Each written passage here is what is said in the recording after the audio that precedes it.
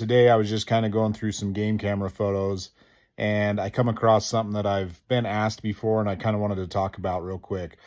Winter is really the only time I have to go through and make some content and some videos.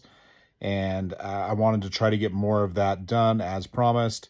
I wanted to talk about game cameras. So with game cameras, I'll usually run at least two cameras. And I want one that's facing one direction and one that's facing the opposite direction.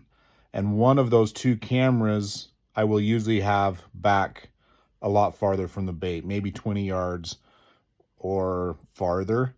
Just depends on the setup, really. Sometimes I'll hang it higher so I can get a little bit more of an aerial visual, or a lot of times I'll just scoot it back.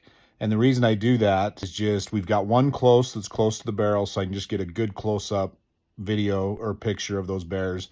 I can get a good feel for the size of the bears, the color, and the sex of the bears.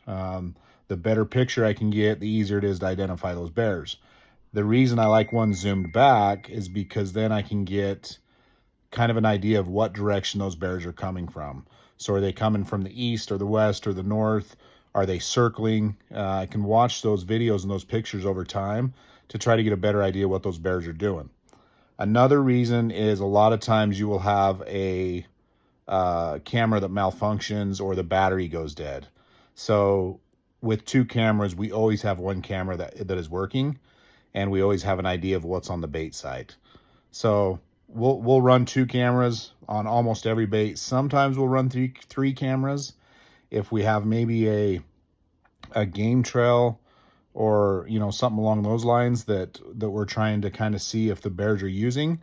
But most of the time, 100% of the time actually, we will always run two cameras.